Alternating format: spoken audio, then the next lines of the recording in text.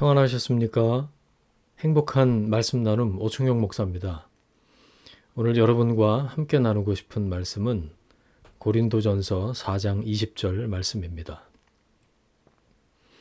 하나님의 나라는 말에 있지 아니하고 오직 능력에 있음이라.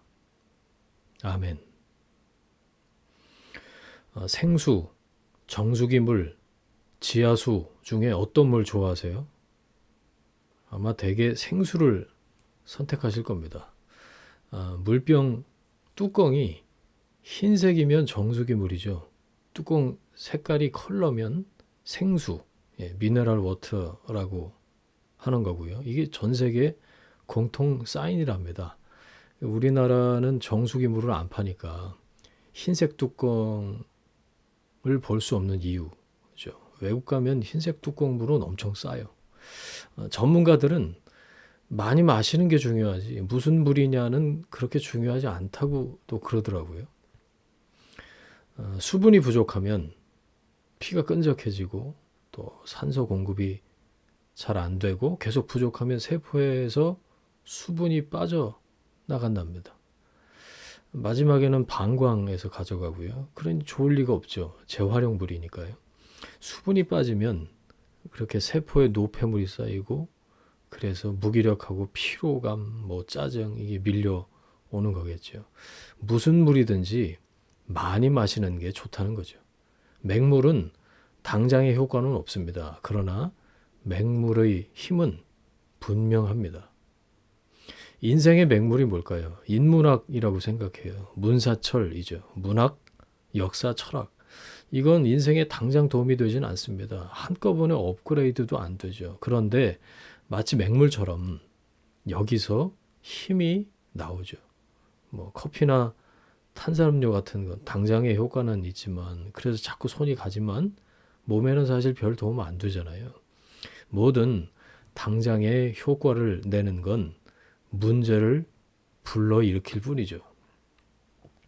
사람의 방언, 천사의 말을 해도 사랑이 없으면 아무것도 아니라고 그랬어요. 예언, 산을 옮길 만한 믿음이 있어도 사랑 없으면 아무것도 아니랍니다. 구제, 몸을 불사를 희생을 해도 사랑 없으면 유익이 없습니다.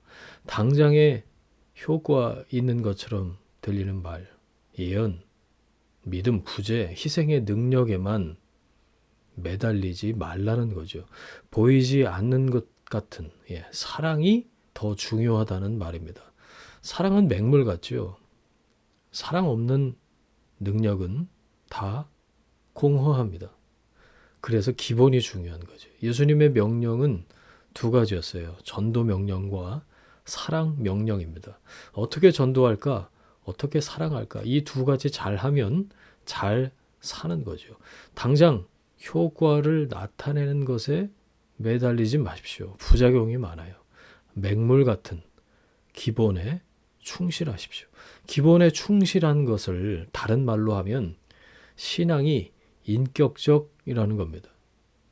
성경에서 인격적 신앙의 모델하면 디모데죠. 그 특징은 faithful, 신실함입니다. 디모데에 관한 설명에는 항상 이 신실함이 들어가죠. 신실함은 신행일치, 믿음과 행동이 일치하는 거죠. 하나님 나라는 말에 있는 것이 아니라 능력이 있습니다. 문맥상 여기서 능력은 초자연적인 기적이 아니라 말한 대로 사는 능력, 기본을 지키는 능력이죠. 철로 역정을 보면 주인공 크리스찬이 신실과 수다쟁이를 만나요. 아마도 고린도전서 4장의 내용을 참고한 것 같은데 이 토커티브, 수다쟁이는 파당을 만들어요. 말만 하죠. 고린도전서 4장을 보니까 사도권에 도전하는 사람들이었어요. 분열주의자죠. 경계해야 합니다. 나중에 수다쟁이가 떠나요. 그리고 나니까 크리스천과 이 페이스풀, 신실이 둘이 함께 찬양을 해요. 수다쟁이가 떠나는 게 복입니다. 그러다 보니까 재능이나 은사가 부족해질 수도 있죠. 그러나 신실함만은 부족해선 안 됩니다. 신실함 하나만 있어도 됩니다. 그것이 모든 것을 말하기 때문이죠. 15초 풀무원 광고 카피인데요. 남들이 10개 만들 때 바르게 1개를 만든다. 10개보다 바르게 1개. 바르게 풀무원. 이 15초 광고 속에 바르게가 3번이나 나와요. 이 이미지를 각인시키는 거죠. 그래서 2배 비싸도 사요. 폭리라고 느끼지 못하는 겁니다. 신실함이 힘입니다. 재능은 부족할 수 있어요. 다른 건 져도 됩니다. 하지만 신실함, 이것만은 져서는 안 됩니다. 신실함은 멈추지 않습니다. 또 다른 기회를 주죠. 5달란트 받았던 그 신실한 종에게 주인이 와서 이렇게 말하잖아요. 잘했다, 착하고 충성된 종아, 네가 적은 일에 충성했구나. 더 많은 것을 내게 맡기겠다. 신실하니까 기회가 열린 겁니다. 더 큰 기회가 기다립니다.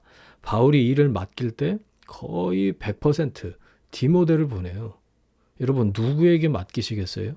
유능한 사람이요? 아니요. 신실한 사람입니다. 나는 유능한데 맡기지 않는다고 푸념하죠. 스스로를 보셔야 돼요. 신실함이 없을 수 있죠. 하나님이 나를 믿는 것, 성경에서 그걸 충성이라고 해요. 충성, 신실함이 있는 사람에게 하나님께서 기회를 주십니다. 신실함은 여러 가지 가치 중에 하나가 아닙니다. 반드시 붙들어야 할 기본이죠. 하나를 선택해야 된다면 이 신실함을 붙잡아야 할 이유입니다. 하나님 나라의 기초가 바로 이 신실함이죠. 신실하신 하나님께서 우리 안에서 시작하신 토부, 착한 일, 선한 일을 그리스도의 날까지 이루실 줄을 확신합니다. 그 믿음의 기본을 따라서 사는 사람들이 그리스도인입니다. 기본에 충실한 믿음, 말씀에 순종하는 삶이죠. 말한 대로 사는 능력입니다. 사랑 명령을 따르는 삶, 하나님의 나라는 그곳에 있습니다.